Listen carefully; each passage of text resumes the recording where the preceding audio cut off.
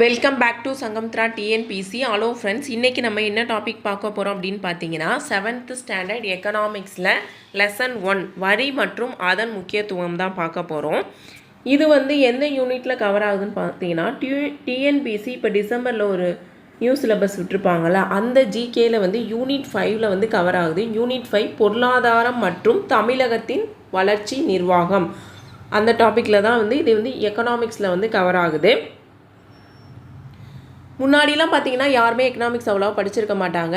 இப்போ எக்கனாமிக்ஸில் 20 கொஸ்டின்ஸ் கேட்குறாங்க, 20 கொஸ்டின்ஸ் கேட்குறாங்க. அதனால் கண்டிப்பாக நம்ம அதை டீட்டெயிலாக படிக்கணும். அப்போ தான் நம்ம அதில் அந்த ஏரியாவில் அதிகமாக ஸ்கோர் பண்ண முடியும். வாங்க இப்போ நம்ம வீடியோக்குள்ளே போகலாம். அதுக்கு முன்னாடி நம்ம சேனலை சப்ஸ்கிரைப் பண்ணாதவங்க சப்ஸ்கிரைப் பண்ணிக்கோங்க. வரி மற்றும் அதன் முக்கியத்துவம் அப்படின்னு பார்த்தீங்கன்னா, யார் வரியை விதிக்கிறாங்க அப்படின்னு பார்த்தீங்கன்னா, அரசாங்கம் வரியை விதிக்குது. நம்ம தான் வரியை செலுத்துகிறோம். வரி நம்ம செலுத்தணுங்கிறது கட்டாயம். நம்ம விரும்பினாலும் விரும்பாட்டினாலும் நம்ம வரியை செலுத்தணும் அப்படிங்கிறது தான் இந்த யூனிட்டில் கொடுத்துருக்காங்க. ஃபஸ்ட்டு பார்த்தீங்கன்னா திருவள்ளுவரும் காளிதாசும் என்ன சொல்லியிருக்காங்க பார்ப்போம். இயற்றலும் ஈட்டலும் காத்தலும் காத்த வகுத்தலும் வல்லதரசு அப்படிங்கிறது திருவள்ளுவர் சொல்லியிருக்காரு. அடுத்து, சூரியன் தான் பூமியிடமிருந்து உறிஞ்சிய ஈரப்பதத்தை பன்மடங்கு திருப்பி தருகிறது. அதுபோல மன்னன் தன் குடிமக்களிடம் வரி வசூலித்து அவர்களின் நலத்திற்காகவே மீண்டும் செலவு செய்கிறான் அப்படின்னு காளிதாஸ் சொல்லியிருக்காரு. இதை தான் நம்ம தமிழ்நாட்டிலையும் எல்லா கவர்மெண்ட்லையும் இதை தான் பண்ணுறாங்க. என்னன்னு பார்த்தீங்கன்னா, நம்மள்கிட்ட வரியை வசூலித்து நம்மளோட நலத்திற்காக தான் அதை பயன்படுத்துகிறாங்க அப்படின்னு சொல்கிறாங்க. இப்போ இப்போ நலத்திட்டத்துக்காக பயன்படுத்துகிறாங்க அப்படின்னு சொல்கிறோம்ல, அப்போ அந்த நலத்திட்டத்தை செயல்படுத்துறதுக்கு அவங்களுக்கு இன்கம் வேணும், சோர்ஸ் ஆஃப் இன்கம் வேணும். அப்போ இப்போ உள்ள சூழ்நிலையில் என்னென்ன சோர்ஸ் ஆஃப் இன்கம் அவங்களுக்கு இருக்குதுன்னு பார்த்தீங்கன்னா, வரிகள் தான் ஃபஸ்ட்டில் இருக்குது. அடுத்து கட்டணங்கள், விலைகள், குறிப்பிட்ட மதிப்புகள், ராஃபில் திட்டம் போன்றவை. அதாவது இன்றைய காலத்தில் வருவாயை பெருக்கிறதுக்காக வரிகள், கட்டணங்கள், விலைகள், குறிப்பிட்ட மதிப்புகள், ராஃபில் திட்டம் போன்ற செயல்முறைகளை அரசு கையாளுது அப்படின்னு சொல்கிறாங்க. இந்திய நாட்டில் வரி வசூலிக்கிறது மற்ற நாடுகளை போதும் அதுவும் ஒரு இன்றியமையாததாக இருக்குது அப்படின்னு சொல்கிறாங்க. அடுத்து, வரி விதிப்பு. வரி விதிப்பை எப்படி சொல்கிறாங்கன்னு பார்த்தீங்கன்னா, வழக்கமாக அரசால் விதிக்கப்படும் வரியே வரி விதிப்பு அப்படிங்கிற சொல்லால் குறிப்பிடுகிறோம். வரி விதிப்பு அப்படிங்கிறது வருமானம், நம்ம வருமானம் வருதுல, அதுக்கு முதலீட்டு, அதாவது முதலீட்டால் பெறும் ஆதாயம். அப்படின்னா இப்போ ஏதாவது ஒரு பிஸ்னஸில் இன்வெஸ்ட் பண்ணுறோம்ல, அதில் நமக்கு ப்ராஃபிட் கிடைக்கும்ல, அதுக்கு நம்ம வரி செலுத்தணும். அது அப்புறம் சொத்து, நம்ம வீடு வாங்குகிறோம், கார் வாங்குகிறோம், அதுக்கு வரி நம்ம கட்டணும். இந்த மாதிரி எல்லாத்தையுமே நம்ம குறிக்கும் வரி விதிப்பு அப்படிங்கிறது. வரி விதிப்பு அப்படிங்கிறத ஒரு பெயராகவோ சொல்லாகவோ இருக்காது. இது செயல்முறையாக தான் இருக்கும் அப்படின்னு சொன்னாங்க. அதாவது பார்த்திங்கன்னா, வரி விதிப்பு அப்படின்னா அரசால் வரியை விதிக்கப்படுது. எதுக்கெல்லாம் அவங்க விதிக்கிறாங்கன்னு பார்த்தீங்கன்னா, வருமானம், நம்ம வருமானம் அந்த குறிப்பிட்ட லிமிட்டுக்குள்ளே இல்லை, அது தாண்டி போயிடுச்சு அப்படின்னா வருமான வரி நம்ம செலுத்தணும். முதலீட்டால் பெறும் ஆதாயம், அதாவது பிஸ்னஸில் நம்ம இன்வெஸ்ட் பண்ணி அதில் ப்ராஃபிட் வந்துச்சுன்னா அதில் நம்ம ஆதாயம் அடையலாம், அதுக்கு நம்ம வரி செலுத்தணும். அதுக்கப்புறம் சொத்து, நம்ம சொத்து வாங்கினா அதுக்கு நம்ம வரி செலுத்தணும். இப்போ சொந்த வீடு வச்சவங்களாம் வருஷம் போய் வீட்டு வரி கட்டிகிட்டு இருப்பாங்களா, அந்த மாதிரி தான் இதுக்கெல்லாம் வரி விதிக்கிறாங்கன்னு சொல்கிறாங்க. என்னென்ன வரிகள், அதாவது வரி செலுத்துவோர் நேரடியாக எந்த பயனையுமே அடைய முடியாது அப்படின்னு சொல்கிறாங்க. மறைமுகமாக தான் பயனை அடைய முடியும். எப்படின்னா, அரசாங்கம் வரி வசூலித்து அதை நலத்திட்டங்களுக்கு தான் செயல்படுத்து. அந்த நலத்திட்டங்கள் நமக்கு தானே சேருது, அதை தான் சொல்கிறாங்க. அது மட்டும் இல்லாமல் இங்கே ஒரு பேராசிரியர் வரி சேலிக்மன் எப்படி வரியை பற்றி சொல்கிறார் அப்படின்னு பார்த்தீங்கன்னா, வரிகள் என்பவை ஒருவர் அரசுக்கு செலுத்த வேண்டிய கட்டாய பங்களிப்பாகும். வரிகள் அப்படிங்கிறது அரசுக்கு செலுத்த வேண்டிய கட்டாய பங்களிப்பு அப்படின்னு சொன்னது யாருன்னு டிஎன்பிசியில் கேட்கலாம், சேலிக்மன். அடுத்து, வரிகள் விதிக்கப்படுவதற்கான காரணம் என்ன அப்படின்னு பார்த்தீங்கன்னா, நம்ம ஒரு சட்டத்துக்கு உட்பட்டு வரியை செலுத்துறது நம்மளோட கடமை. அரசாங்கம் அந்த வரியை வசூலித்து அரசு கருவூலத்தில் தான் சேர்த்து வைக்கிது அப்படின்னு சொல்லியிருக்காங்க, இருப்பு வைக்கிறாங்க. அது மட்டும் இல்லாமல் அதை எப்படி செலவு பண்ணுறாங்க, வரவு செலவு திட்டத்தையும் கண்காணிக்கிறாங்க. இப்போ பட்ஜெட் தாக்கல் செய்யும் போதெல்லாம் பார்த்தீங்கன்னா ஆண்டு வரவு செலவு திட்டத்தை சமர்ப்பிப்பாங்க அப்படின்னு நம்ம பாலிட்டிலாம் படிச்சிருப்போம். அது மாதிரி தான் இதுலேயும் வரவு செலவு திட்டத்தை கண்காணிக்கிறாங்க அப்படின்னு சொல்லியிருக்காங்க. ஒவ்வொருவருமே நம்ம வந்து வரி செலுத்தணும் அப்படிங்கிறது நம்மளோட கடமை. அது வந்து பிற்காலத்தில் நம்மளோட நலத்திட்டத்திற்கு தான் பயன்படுத்துகிறாங்க அப்படின்னு சொல்கிறாங்க. அடுத்து பார்த்தீங்கன்னா வரி விதிப்பு கோட்பாடு. இந்த வரி விதிப்பு கோட்பாடை சொன்னவர் யாருன்னு பார்த்தீங்கன்னா ஆடம் ஸ்மித். டிஎன்பிஎஸ்சியில் கேட்கலாம். வரி விதிப்பு கோட்பாடு பற்றி கூறியவர் யார்? Adam Smith. அப்புறம் ஆடம் ஸ்மித் எத்தனை வகையான வரி விதிப்பு கோட்பாடுகளை கூறியுள்ளார்? 4 வகையான வரி விதிப்பு கோட்பாடுகளை சொல்லியிருக்காரு. இப்படியும் கேட்கலாம், 4 வகையான வரி விதிப்பு கோட்பாடுகளை கூறியவர் யார்? Adam Smith. நோட் பண்ணி வச்சுக்கோங்க, டிஎன்பிஎஸ்சியில் கேட்கலாம். இப்போ அவர் சொன்ன 4 விதிகள் என்னென்னு பார்ப்போம். சமத்துவ விதி, உறுதிப்பாட்டு விதி, வசதி விதி, சிக்கன விதி. சமத்துவ விதி, உறுதிப்பாட்டு விதி, வசதி விதி, சிக்கன விதி. அதாவது சமத்துவ விதி அப்படின்னு நம்ம பார்த்தோம்னா, சமத்துவ விதி அப்படிங்கிறது வந்து எல்லாருக்கும் சமமான வரி அப்படிங்கிறது கிடையாது. அதாவது மக்கள் மீது சுமத்தப்படும் வரியானது எளிமையாகவும் நியாயமாகவும் இருக்கணும் அப்படிங்கிறது தான் இந்த விதியோட நோக்கம். எல்லாருக்கும் சமமான வரி விதிப்புகள் கிடையாது. அந்த வரி வந்து எளிமையாகவும் இருக்கணும், நியாயமானதாகவும் இருக்கணும் அப்படிங்கிறது தான் இந்த விதி. அடுத்து உறுதிப்பாட்டு விதி. இந்த உறுதிப்பாட்டு விதி அப்படின்னு பார்த்தீங்கன்னா, இப்போ நம்ம வந்து வீட்டு வரி கட்டுறோம்ல, தார்ச் வீடுனா ஒரு மாதிரி, ஓட்டு வீடுனா ஒரு வரி, 2 மாடி கட்டிட்டோம்னா ஒரு மாதிரி வந்து வரி வந்து விதிக்கிறாங்க. அந்த ஒரு வீட்டோட தன்மைக்கேற்ப வரி வந்து விதிக்கிறாங்க. அதை தான் சொல்கிறாங்க. அப்போ அவங்களுக்கு வந்து முன்னாடியே தெரிஞ்சிடும் நம்ம வந்து இவ்வளோ தான் வரிக்கு செலுத்தணும் அப்படின்னு. அதான் இந்த உறுதிப்பாட்டு விதி. இந்த விதியின் மூலம் என்ன நடக்குதுன்னு பார்த்தீங்கன்னா, வரி செலுத்துவோருக்கு ஒரு உறுதிப்பாட்டு தன்மை வந்து கிடைக்குது. அது மட்டும் இல்லாமல் பொருளாதாரத்தில் ஏற்படும் அனைத்து வீண் செலவுகளும் வந்து தவிர்க்கப்படுது அப்படின்னு சொல்கிறாங்க. அடுத்து பார்த்திங்கன்னா வசதி விதி. இந்த வசதி விதி அப்படின்னு பார்த்தீங்கன்னா, வரி செலுத்துவோருக்கு தேவையான எல்லா வசதியுமே வந்து அரசாங்கம் வந்து செஞ்சு கொடுக்குது அப்படின்னு சொல்லியிருக்காங்க. அதாவது வரி செலுத்துவோர் தாம் செலுத்தும் வரியின் மூலம் குறைந்தபட்ச அளவிலேயே வந்து துன்பப்படுவார் அப்படின்னு சொல்கிறாங்க. அடுத்து பார்த்திங்கன்னா சிக்கன விதி.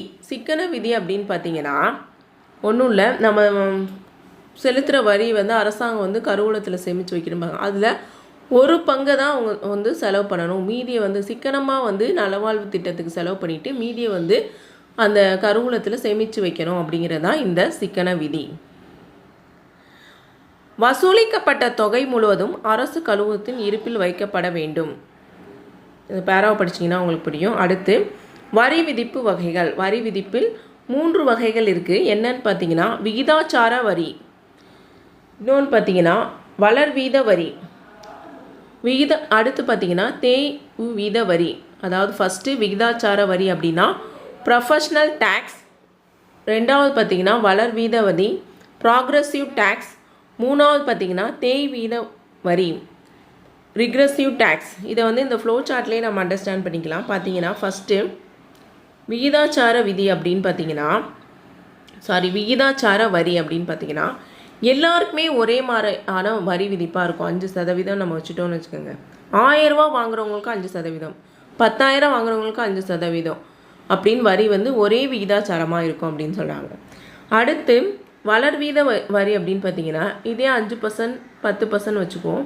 ஃபஸ்ட்டு 1000 ரூபா வாங்குறவங்களுக்கு 5%, 10,000 வாங்குறவங்களுக்கு 10%. அதாவது அவங்களோட வருமானத்தை பொறுத்து வரியோட வீதம் வந்து அதிகரிச்சுட்டு போகும் அப்படின்னு சொல்கிறாங்க.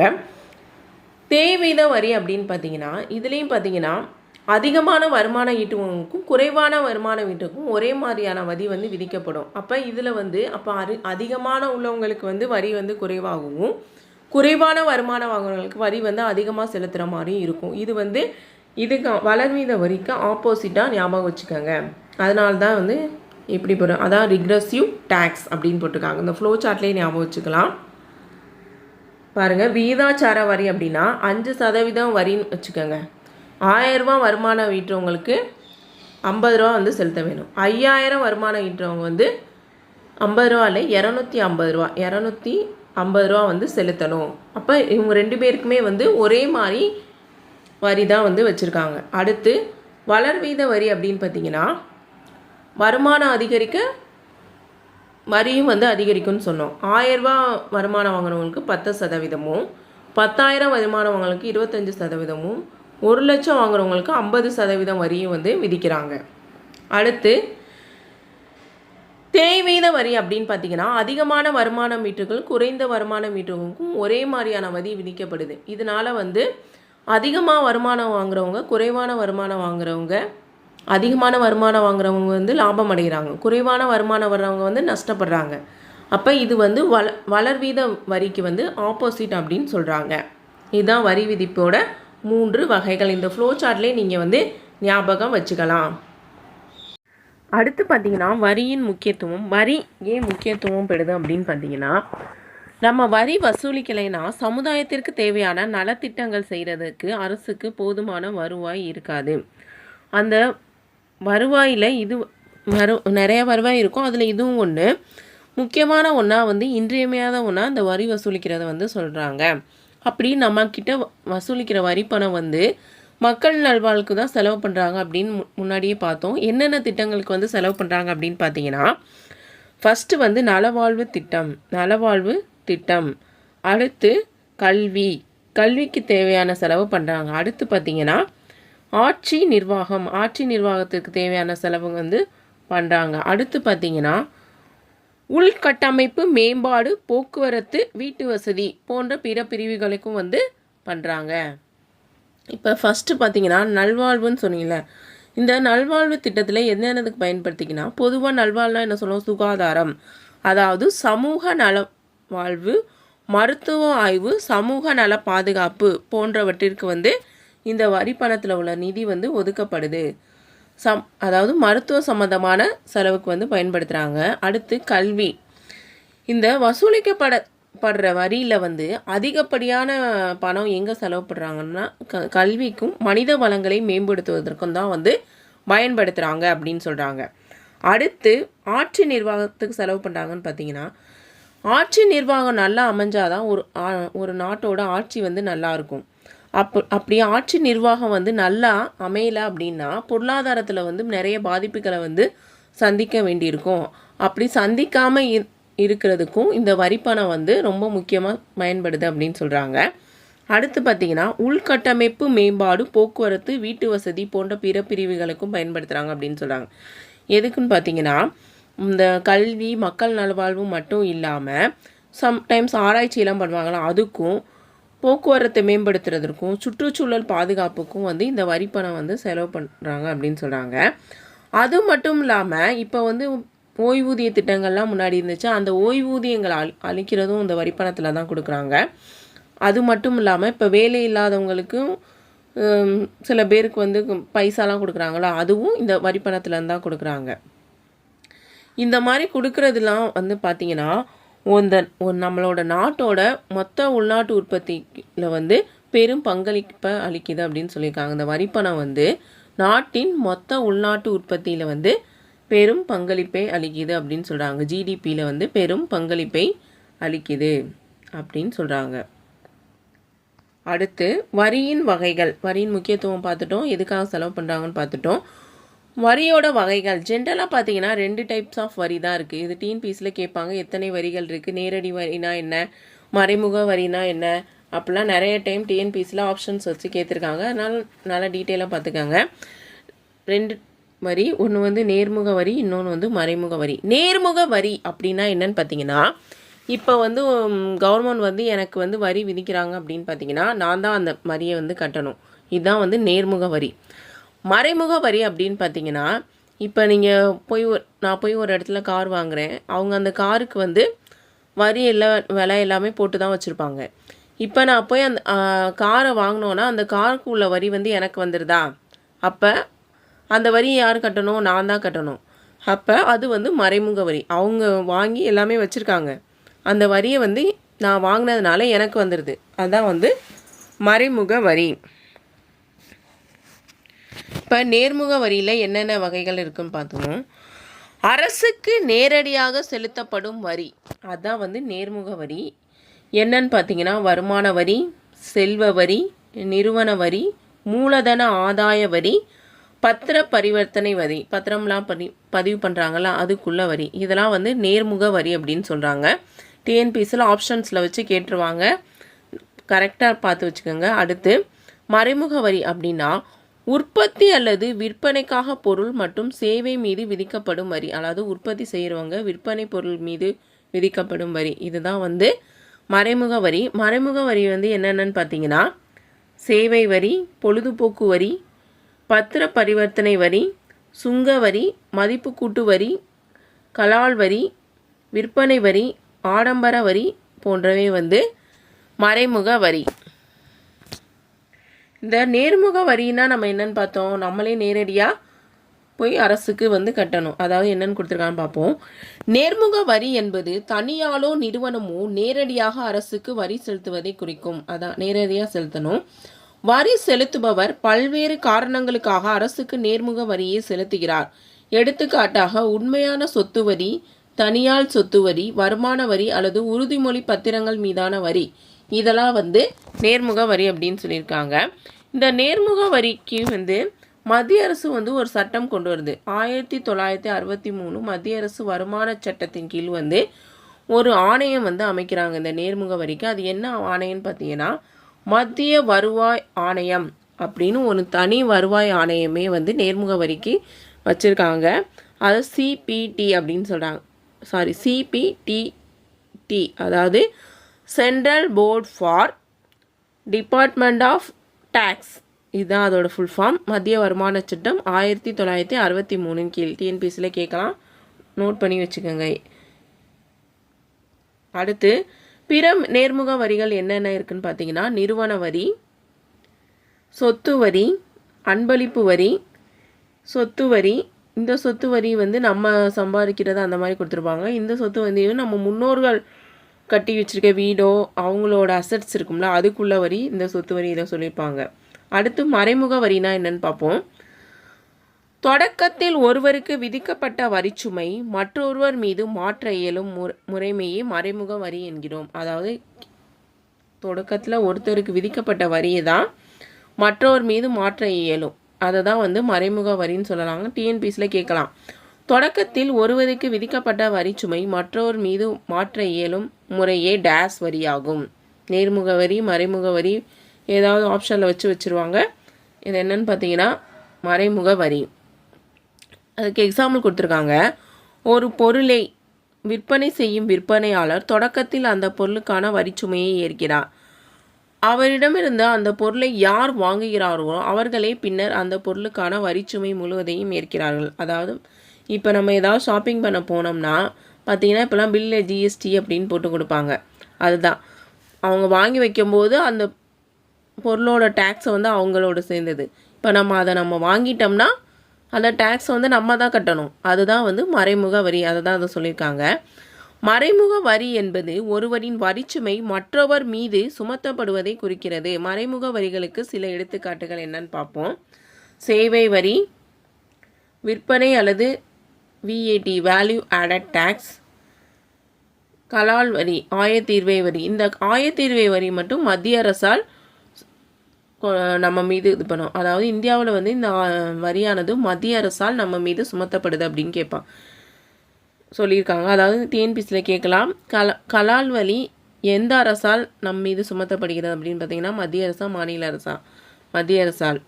அடுத்து பொழுதுபோக்குனா நம்ம தியேட்டரில் போய் படம் பார்க்குறோம், பொருட்காட்சிக்கு போகிறோம், அந்த மாதிரி இடத்துல உள்ளதெல்லாம் நம்ம பயன்படுத்துகிறோம்ல, அப்போ அங்கே காசு கொடுத்து வாங்குகிறோம்ல, அதுக்குள்ளே டேக்ஸ் எல்லாம் வந்து பொழுதுபோக்கு வரியில் வரும். அடுத்து சரக்கு மற்றும் சேவை வரி இப்போ கொண்டு வந்தாங்கல்ல, ஜூலை 1, 2017 வந்து ஜிஎஸ்டின்னு கொண்டு வந்திருப்பாங்க 2017. அதான் வந்து இந்த சரக்கு மற்றும் சேவை வரி. இந்த சரக்கு மற்றும் சேவை வரி எதை அடிப்படையில் கொண்டு வந்திருப்பாங்கன்னு பார்த்தீங்கன்னா பொருட்களோட விற்பனை, உற்பத்தி, பயன்பாடு ஆகியவற்றின் அடிப்படையில் இந்த சரக்கு மற்றும் சேவை வரியை வந்து கொண்டு வந்திருப்பாங்க. இது வந்து ஒரு தேசிய அளவில் ஒரே வரி ஒரே நாடு அப்படிங்கிற மாதிரி கொண்டு வந்திருப்பாங்க. இதோட வகைகள் என்னன்னு பார்ப்போம்.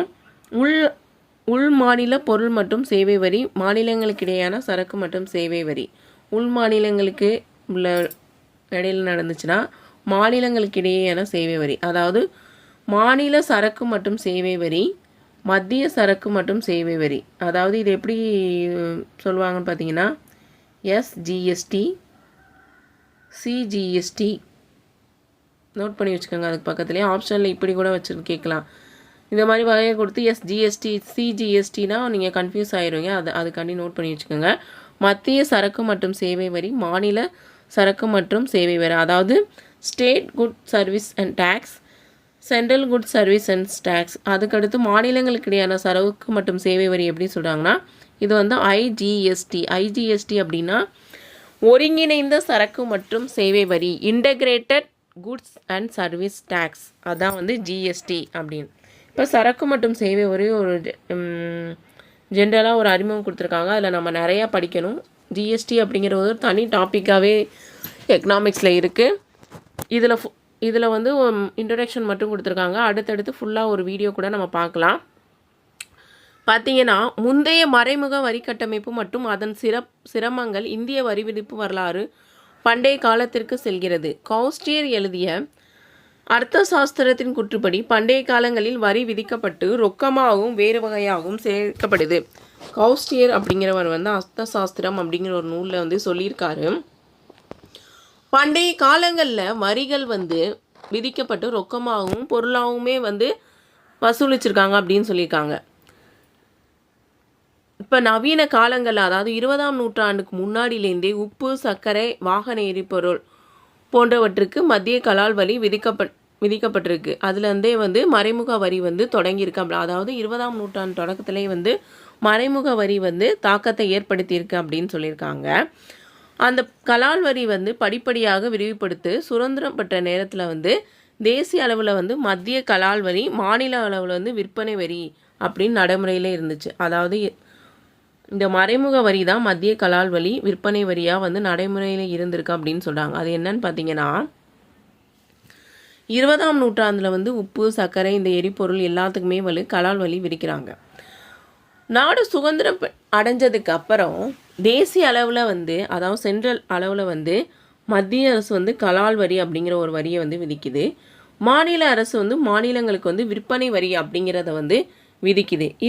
இதெல்லாம் வந்து விதிக்குது. ஆனால் இது எப்போ வரைக்கும் நடைமுறையில் இருந்திருக்கு அப்படின்னு பார்த்தீங்கன்னா 2003ஆம் ஆண்டு இந்திய மாநிலம் ஹரியானாவில் முதலில் மதிப்பு கூட்டு வரியை அறிமுகப்படுத்த வரைக்கும் இருந்திருக்கு. அதாவது வேல்யூ ஆடட் டேக்ஸ் அப்படிங்கிறத வந்து சுதந்திரம் பெற்றதுக்கு அப்புறம் 2003 வந்து மத்திய அரசு கொண்டு வருது. அதை ஃபஸ்ட்டு அமல்படுத்தினது யாருன்னு பார்த்தீங்கன்னா ஹரியானா தான். அதுக்கடுத்து பார்த்தீங்கன்னா 2005 ஒரு 24 மாநிலங்களுக்கு வந்து அதை விரிவுபடுத்துகிறாங்க. அந்த மதிப்பு கூட்டு வரியை ஃபஸ்ட்டு வந்து மத்தியத்தில் வந்து கலால் வரியும் மாநிலங்களை விற்பனை வரியும் இருந்திருக்கு. அதை வந்து மாற்றி 2003 ஹரியானாவில் ஃபஸ்ட்டு மதிப்பு கூட்டு வரியாக வேல்யூ ஆடட் டேக்ஸாக கொண்டு வராங்க. அதையே 2005 வந்து ஒரு 24 மாநிலங்கள், பஞ்சாப், சண்டிகர், இமாச்சல் பிரதேசம், ஜம்மு காஷ்மீர், டெல்லி உள்ளிட்ட 24 மாநிலங்களுக்கு வந்து இந்த வேல்யூ ஆடட் டேக்ஸை வந்து கொண்டு வராங்க.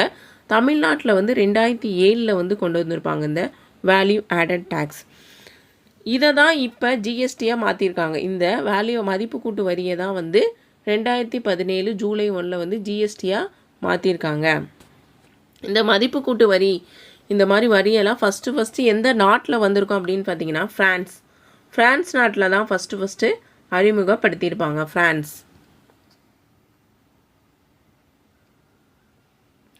அடுத்து பார்த்தீங்கன்னா இந்த மதிப்பு கூட்டு வரி முன்பிருந்த விற்பனை வரியை விட மிகப்பெரிய வளர்ச்சியாக இருந்தாலும் சரக்கு மற்றும் சேவை வரி உண்மையில் குறிப்பிடத்தக்க முன்னேற்றமாகும். அதாவது மதிப்பு கூட்டு வரி வந்து விற்பனை வரியை விட பெரிய வளர்ச்சியாக இருந்துச்சு. இருந்தாலும் வந்து இந்த ஜிஎஸ்டி வந்து உண்மையிலே ஒரு குறிப்பிடத்தக்க முன்னேற்றமாக இருந்திருக்குன்னு சொல்கிறாங்க. அதாவது என்னன்னு பார்த்தீங்கன்னா நாட்டின் வரி விதிப்பு அண்மையில் முழுமையாக உணர்ந்து கொள்வதற்கான தர்க்க அடிப்படையிலான படியாகும். ஆரம்பத்தில் ஒரு முனை மற்றும் தேசிய அளவிலான சரக்கு மற்றும் சேவை வரி ஜிஎஸ்டி இருக்கும் என முன்மொழியப்பட்டது. இருப்பினும் சரக்கு மற்றும் சேவை வரி விதி 2017 ஜூலை 1 முதல் இந்தியா முழுவதும் செயல்படுத்தப்பட்டது. இதனால் நாட்டின் ஒரு பொருளாதார அமைப்பு ஒரு வரி, ஒரு சந்தை மற்றும் ஒரு தேசத்துடன் உள்ளது. ஃபஸ்ட்டு வந்து ஒரே ஒரு ஜிஎஸ்டி, ஒரே தேசிய அளவிலான சரக்கு மற்றும் சேவை வரி மட்டும்தான் இருக்கும் அப்படின்னு சொல்லி முன்மொழிஞ்சு 2017 ஜூலையில் வந்து கொண்டு வந்திருப்பாங்க. இது வந்து டிஎன்பிஎஸ்சியில் நிறைய டைம் கேட்டிருக்காங்க. ஜிஎஸ்டி எந்த ஆண்டு அமல்படுத்தப்பட்டது.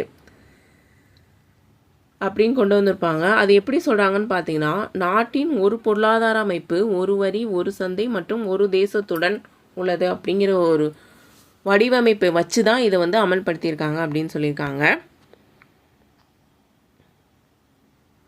அடுத்து இதோட வகைகள் பார்த்தோம்ல, அதை தான் இங்கே சொல்லியிருக்காங்க. மத்திய அரசுக்கு வந்து சிஜிஎஸ்டி மத்திய சரக்கு மற்றும் சேவை வரியும், மாநில அரசுக்கு வந்து மாநில சரக்கு மற்றும் சேவை வரி, அதாவது state goods and service tax 2 பகுதிகளை கொண்டுள்ளது.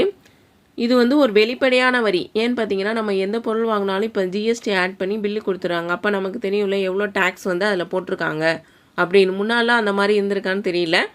ஆனால் இப்போ பார்த்தீங்கன்னா எந்த பொருள் நீங்கள் வாங்கினாலும் அதில் ஜிஎஸ்டி இன்க்ளூட் பண்ணி கொடுத்துட்றாங்க. இப்போ இந்த மத்திய மாநில 2 ஜிஎஸ்டி பார்த்தோம்ல, அதுக்கு எப்படி பிரிக்கிறாங்கன்னு பார்த்தீங்கன்னா, ஒரு பொருளோட தயாரி மதிப்பு 100ன்னு வச்சுக்கணும். அதுக்கு எஸ்ஜிஎஸ்டி வந்து 9%, அதாவது 9 ரூபா. சிஜிஎஸ்டி அதாவது சென்ட்ரலில் வந்து 9 ரூபா, மொத்தம் வந்து 118 ரூபா. இப்போ இந்த மசோதாவில் 18% சமமாக பிரிக்கப்பட்டு மாநிலத்துக்கு 9 ரூபா கொடுத்துட்றாங்க. மத்திய அரசு 9 ரூபா எடுத்துக்குது. இவ்வளோதான். 9% 9% 2 பேரும் ஷேர் பண்ணி எடுத்துக்கிறாங்க. அதை வாங்கி தான் அவங்க நலவாழ் திட்டத்துக்கு பயன்படுத்துகிறாங்கல்ல, அதனால 2 பேரும் ஈக்குவலாக ஷேர் பண்ணிக்கிறாங்க. அதை தான் சொல்கிறாங்க. இப்போ மாநிலங்களுக்கு இடையே ஒரு இப்போ தமிழ்நாட்டிலேருந்து கர்நாடக மாநிலத்துக்கு வந்து ஒரு பொருளை வந்து விற்கிறாங்கன்னு வச்சுக்கோங்க. அவங்களுக்கு எப்படி பிரிக்கிறாங்க அப்படின்னு கொடுத்துருக்காங்கன்னு பார்த்தீங்கன்னா, இதுதான் ஐஜிஎஸ்டி, அதாவது integrated goods and service tax, ஒருங்கிணைந்த சரக்கு மற்றும் சேவைப்பரி. அப்போ அதோட மதிப்பு வந்து 100. மொத்தமாக வந்து 18%, மொத்தமாக 18 ரூபான்னு ஐஜிஎஸ்டி இன்டகிரேட்டட்னு சொல்லிட்டு வச்சுட்டு, அதில் 9 ரூபாயை வந்து கர்நாடகாவுக்கு கொடுத்துட்டு 9 ரூபாயை வந்து சென்ட்ரல் கவர்மெண்ட் எடுத்துக்குது. 9 ரூபாயை வந்து கர்நாடகாவுக்கு கொடுத்துக்கிட்டு 9 ரூபாய் சென்ட்ரல் கவர்மெண்ட். ஆனால் இதில் டோட்டலாக வந்து 18ன்னு கொடுத்துருக்காங்க, தனித்தனியாக கொடுக்காம. அதுதான் இந்த இதில் சொல்லியிருக்காங்க. அடுத்து இதில் வந்து எத்தனை பிரிவுகளாக வந்து வரியை வந்து பிரிச்சிருக்காங்கன்னு பார்த்தீங்கன்னா, 0%, 5%, 12%, 18%, 28% அப்படின்னு 5 டைப்ஸ் ஆஃப் வரியை வந்து விதித்து, அதுலேருந்து ஒவ்வொரு பொருளுக்கும் 0வா 5ஆ 12ஆ 18ஆ 28ஆ அப்படின்னு ஒரு சதவீதத்தை வந்து வச்சுருக்காங்க. இப்படி ஜிஎஸ்டி வசூலிக்கப்பட்டாலும் பெட்ரோலிய பொருட்கள், ஆல்கஹால், மின்சாரம் ஆகியவற்றின் மீதான வரி தனித்தனியாக மாநில அரசால் வசூலிக்கப்படுகிறது. மற்றும் காய்கறிகள் மற்றும் உணவு தானியங்கள் போன்ற வாழ்க்கையின் அனைத்து அத்தியாவசிய பண்டங்களும் இந்த வரியிலிருந்து விலக்கு அளிக்கப்படுகின்றன. இப்படி மத்திய அரசு மாநில அரசுக்கு தனித்தனியாக வந்து வரி விதிச்சிருந்தாலும், ஒவ்வொரு பொருளுக்கும் தனியாக வரி விதிச்சிருந்தாலும், ஆல்கஹால், மின்சாரம், பெட்ரோலிய பொருட்களுக்கும் மாநில அரசு தான் வரி வசூலிக்குது. அது மட்டும் இல்லாமல் காய்கறிகள் மற்றும் உணவுப் பொருட்களுக்கு இதுலேருந்து விலக்கு அளிக்கப்பட்டிருக்காங்க அப்படின்னு சொல்லியிருக்காங்க. ஜிஎஸ்டினா ஃபஸ்ட்டு வந்து கௌஸ்டியர் என்ன சொல்லியிருக்காரு அர்த்த சாஸ்திரத்தில் அப்படிங்கிற கொடுத்துருக்காங்க. அப்புறம் 20ஆம் நூற்றாண்டில் வந்து விற்பனை வரி எப்படி இருந்துச்சு, அதுக்கப்புறம் மத்திய கலால் வரியும் மாநிலங்களில் உள்ள விற்பனை வரியும் மதிப்பு கூட்டு வரியாக மாறி எந்தெந்த ஆண்டு இந்தியாவில் வந்து அமல்படுத்துகிறாங்கன்னு சொல்லிட்டு, அந்த மதிப்பு கூட்டு வரி தான் பின்னாடி ஜிஎஸ்டியாக எப்படி மாறுச்சு, மாநிலங்களுக்கு இடையேயான ஜிஎஸ்டியும் மத்திய அரசோட ஜிஎஸ்டியும், சிஜிஎஸ்டி, எஸ்ஜிஎஸ்டி, ஐஜிஎஸ்டி இதெல்லாம் என்னென்னு இதில் தெளிவாக பார்த்துட்டோம். இவ்வளோதான். அடுத்து சுங்க வரியும் சாலை வரியும். சுங்க வரின்னா இப்போ பார்த்தீங்கன்னா நம்ம வந்து ஃபாஸ்டேக் வந்து கட்டுறோம்ல, ஒரு ஸ்டேட்டில் அடுத்த ஸ்டேட்டுக்கு போகிறோம், ஒரு டிஸ்ட்ரிக்ட்லேருந்து அடுத்த டிஸ்ட்ரிக்ட் போகிறோம், அதுக்குள்ளே தான் இது வந்து சென்ட்ரல் கவர்மெண்ட் தான் இந்த வரியை வந்து விதிக்கிறாங்க. அடுத்து தூய்மை பாரத வரி. தூய்மை பாரதன் வரின்னு பார்த்தீங்கன்னா 2015 நவம்பர் 15 வந்து ஒரு திட்டம் வந்து கொண்டு வர்றாங்க, தூய்மை பாரதம். இதற்கான வரி வந்து 0.5%. இது வந்து ஒரு சேவை வரி. இது வந்து தற்போது 14% மேற்பட்ட சேவை வரி வந்து நடைமுறையில் உள்ளது அப்படின்னு சொல்லியிருக்காங்க. அதாவது இதை ஒடிசா வந்து 0.5 தான். இப்போ வந்து 14% மேற்பட்ட சேவை வரிகள் வந்து நடைமுறையில் உள்ளது அப்படின்னு சொல்லியிருக்காங்க. அடுத்து நேர்முக வரி, மறைமுக வரிகளுக்கு இடையான வேறுபாடு என்னன்னு பார்ப்போம்.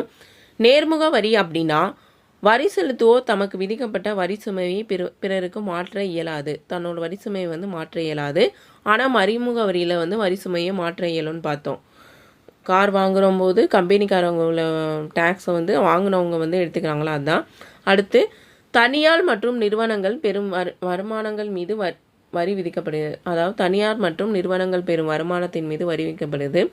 இது வந்து பல்வேறு பொருட்கள் மற்றும் சேவைகளின் வரியாக இருக்குது. அடுத்து பணவீக்க அழுத்தம் இல்லை. இதில் வந்து பணவீக்க அழுத்தம் உண்டு. வரி தாக்கமும் வரி நிகழ்வும் சமமாக உள்ளன. வரி தாக்கமும் வரி நிகழ்வும் வெவ்வேறாக இருக்கும். நெகிழ்வுத்தன்மை குறைவு, இதில் வந்து நெகிழ்வுத்தன்மை அதிகம். கரெக்டாக டிஃப்ரென்ஷியேட் பண்ணி பார்த்து வச்சுக்கோங்க. அடுத்து வரி தேவையும் மக்கள் நல தேவையும், அதாவது வரி வாங்குகிறோம், அதை மக்கள் நலத்திட்டத்துக்காக செயல்படுத்துகிறோம், என்னென்ன வரிகள் இருக்குது அதெல்லாம் பார்த்தாச்சு. அது மக்கள் நலத்தோட தேவை என்னன்னு பார்த்திங்கன்னா, இப்போ வரியோட நோக்கம் என்னன்னு பார்த்தீங்கன்னா, நிதி நிர்வாகத்திற்காக வருவாயை உயர்த்துவதே வரி விதிப்பதன் நோக்கமாகும். நிதி பற்றாக்குறையால் ஏற்படும் பாதிப்புகளை சமன் செய்ய விலை மாற்றத்திற்கும் உதவுகிறது. நிதி நிர்வாகத்தால் வரலாற்றில் மாநில வரி விதிப்பின் மூலமாகவே பல செயல்பாடுகளை மேற்கொண்டுள்ளன என்பதை அறிய முடிகிறது. போக்குவரத்து, சுகாதாரம், பொதுமக்களின் பாதுகாப்பு, கல்வி, நல்வாழ்வு திட்டங்கள், அறிவியல் ஆராய்ச்சி, கலையும் பண்பாடும், பொதுப்பணி, பொது காப்பீடு, மேலும் பல பொருளாதார உள்கட்டமைப்புகளுக்கு வரி பணம் செலவழிக்கப்படுகிறது அப்படின்னு நம்ம பார்த்தோம். அது மட்டும் இல்லாமல்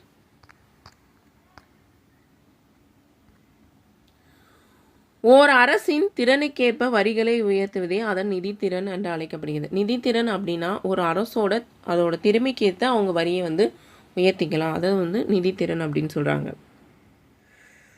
செலவுகள் வரி வருவாயை விட அதிகமாகும் போது அரசு கடன்களை திரட்டுகிறது, வார கடன்களை திரட்டுகிறது. வரிகளிலிருந்து ஒரு பகுதியும் செலவழிக்கப்படலாம். மேலும் நல்வாழ்வுக்கும் பொது பணிகளுக்கும் தேவைப்படும் நிதிகளும் வரிப்பணம் பயன்படுத்தப்படுகிறது. கல்வி திட்டங்கள், வயதானவர்களுக்கு ஓய்வூதிய பணிகள், வேலைவாய்ப்பு இல்லாதோருக்கு ஊக்கத்தொகைகள், பொழுதுபோக்கு, ஆற்றல், நீர், திடக்கழிவு மேலாண்மை போன்ற பொது பயன்பாட்டுகளுக்கு உரியவை. அதாவது வரியை வந்து எப்படியெல்லாம் பயன்படுத்துகிறாங்கன்னு முன்னாடியே பார்த்தா அதை தான் இந்த பேரால கொடுத்துருக்காங்க. இதெல்லாம் ஜஸ்ட்டு நீங்கள் ஒரு ரீட் அவுட் பண்ணிட்டா போதும், அவ்வளோதான். வரினா என்னன்னு பார்த்தோம், அதை ஏன் வாங்குகிறாங்க, அதோட முக்கியத்துவம் என்ன, அதோட வகைகள் என்ன, ஆடம் ஸ்மித் வந்து வரியோட கோட்பாடு நாள் சொல்லியிருக்காது, அது என்னன்னு பார்த்தோம். இதுதான், இவ்வளோதான் வரியோட பேசிக். ஜிஎஸ்டியோட அறிமுகம் வந்து நம்ம பார்த்துருக்கோம். ஒரு வீடியோ தனியாக வந்து நம்ம ஜிஎஸ்டிக்கு பார்த்துடலாம். அடுத்து புக் பேக் பார்ப்போம். வரிகள் என்பவை டேஷ் செலுத்தப்பட வேண்டும். வரிகள் அப்படிங்கிறது வந்து கட்டாயமாக விருப்பத்துடனும் செலுத்தணும், அதாவது ரெண்டுமே வரும். கட்டாயமாக விருப்பத்துடன் செலுத்தப்பட வேண்டும். வசூலிக்கப்படும் வரியிலிருந்து குறைந்த அளவிலேயே தொகை வசூலிக்கப்படுவது, அதாவது வசூலிக்கப்படும் தொகையில் வந்து குறைந்த அளவு தான் வந்து செலவிடப்படும். அது என்னன்னு பார்த்தீங்கன்னா சிக்கன விதி. இது நாலுமே ஆடம் ஸ்மித் சொன்ன வரி விதிப்பு கோட்பாடுகள். அடுத்து வளர்வீத வரிக்கு எதிராக அமைந்த வரி பார்த்தீங்கன்னா தேய்வீத வரி. தேய்வீத வரி. வருமான வரி என்பது, வருமான வரி அப்படிங்கிறது வந்து ஒரு நேர்முக வரி. ஏன்னா எவ்வளோ வருமானம் வருதோ அவ்வளோக்கு தான் நம்ம வந்து டேக்ஸ் கட்டணும். அடுத்து சேவை வழங்குவதன் அடிப்படையில் விதிக்கப்படும் வரி அப்படின்னு பார்த்தீங்கன்னா சேவை வரி. சேவை வழங்குவதன் அடிப்படையில் விதிக்கப்படுவது வந்து சேவை வரி தான். அடுத்து வழக்கமாக அரசால் விதிக்கப்படும் வரியை டேஸ் என்னும் சொல்லால் குறிக்கிறோம் அப்படின்னு பார்த்தீங்கன்னா வரி விதிப்பு அப்படிங்கிற சொல்லால் தான் குறிக்கிறோம். வழக்கமாக அரசால் விதிக்கப்படும் வரியை வரி விதிப்பு என்னும் சொல்லால் வந்து குறிக்கிறோம். அடுத்து வருமான அளவை பொருட்படுத்தாமல் ஒரே மாதிரியாக வரி விதிப்பது விகிதாச்சார வரி. அதாவது விகிதாச்சார வரி பார்த்துருப்போம்ல, அந்த ஃப்ளோ சார்ட்லாம், அதான் வந்து வருமான அளவை பொருட்படுத்தாமல் ஒரே மாதிரியான வந்து வரி விதிக்கிறது. டேஸ் வரி என்பது அன்பளிப்பின் மதிப்பை பொறுத்து அன்பளிப்பு பெறுவோர் அரசுக்கு செலுத்துவதாகும், அதாவது அன்பளிப்பு வரி.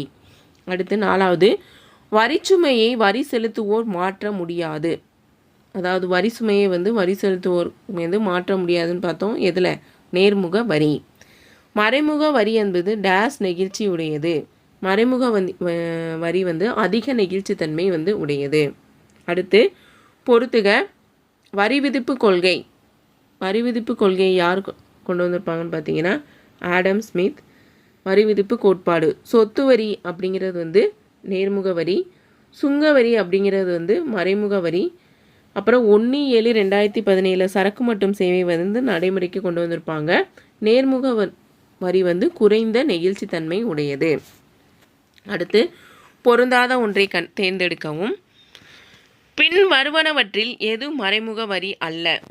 டிஎன்பிசியில் கேட்கலாம், இந்த மாதிரி கொஸ்டின் தான் டிஎன்பிசியில் கேட்பாங்க. பின் வருவனவற்றில் எது மறைமுக வரி அல்லன்னு பார்த்தீங்கன்னா சொத்து வரி வந்து மறைமுக வரி கிடையாது. நமக்கு எவ்வளோ சொத்து இருக்கோ அதுக்கு தான் நம்ம வந்து வரி செலுத்தணும். அது வந்து மறைமுக வரி கிடையாது, அது வந்து நேர்முக வரி.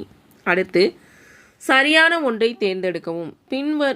வரும் வரியில் எது நேர்முக வரி? நேர்முக வரின்னு பார்த்தீங்கன்னா செல்வ வரி தான் வந்து நேர்முக வரி. சேவை வரி, விற்பனை வரி, வளர்விகித வரி இதெல்லாம் வந்து மறைமுக வரியில் போயிடும். இந்த மாதிரி கொஸ்டின்ஸ் வந்து டிஎன்பிஎஸ்சியில் நிறைய டைம் கேட்டிருக்காங்க, பார்த்துக்கங்க. அவ்வளோதான் ஃப்ரெண்ட்ஸ், வரினா என்னன்னு பார்த்துட்டோம், புக் பேக்கும் பார்த்துட்டோம். Okay friends, thank you.